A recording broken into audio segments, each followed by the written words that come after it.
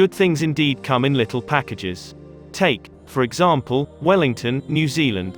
Wellington may be small, but it packs a punch in unique cafe culture and scenic vistas.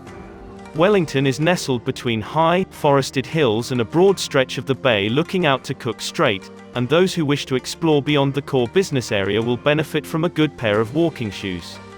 In this video, we will talk about 10 top-rated tourist attractions in Wellington.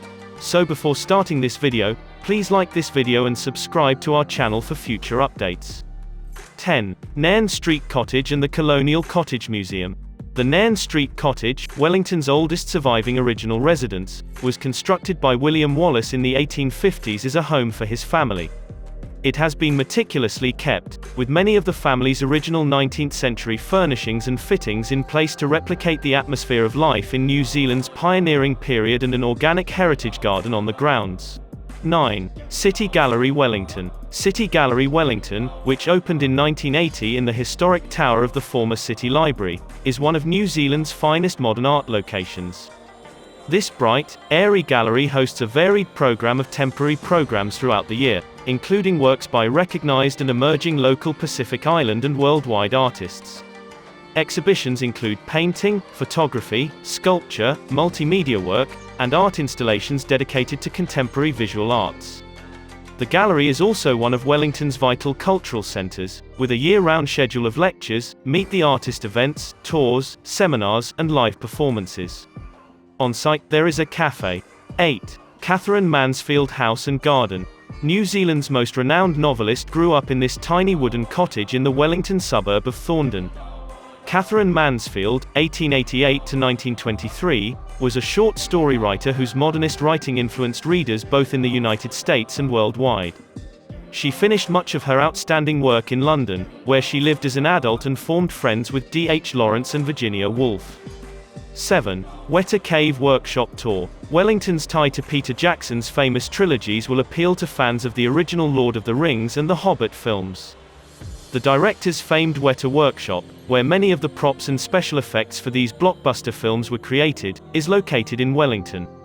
A WETA Cave Workshop tour is the most acceptable way to see this cinematic attraction. These expert-led tours provide a fascinating behind-the-scenes look at how these and other blockbusters, such as Avatar and The Amazing Spider-Man 2, were developed. 6. ZEALANDIA ECOSANCTUARY. ZEALANDIA ECOSANCTUARY is a 225-hectare urban eco-sanctuary barely 2 kilometers from the city centre, dedicated to displaying New Zealand's conservation efforts and its distinctive landscape and fauna. Many of New Zealand's native birds may be heard and seen here, including endangered species like the stitchbird, saddleback, takahe, and more than 100 kiwis and the tuatara. Visitors may explore the reserve's 32 kilometers of walking paths and a museum that commemorates the country's natural heritage. Tours are provided throughout the day and night as a thrilling electric boat ride. 5. Wellington Botanic Garden. Wellington Botanic Garden, established in 1868, is a verdant 25-hectare sanctuary on the city's hillside, entire with brilliant floral displays and natural animals. A network of strolling paths winds through the gardens from pine forest regions to ferneries and seasonal flower beds. With 110 rose beds displaying a flurry of various types, the Lady Norwood Rose Parks is one of the Botanic Garden's best attractions. 4. The Beehive. The Beehive, which houses New Zealand's Parliament, is Wellington's most famous structure. The structure, with its unique form, designed by British architect Sir Basil Spence and completed between 1964 and 1979, is the city's most love-it-or-hate-it piece of architecture.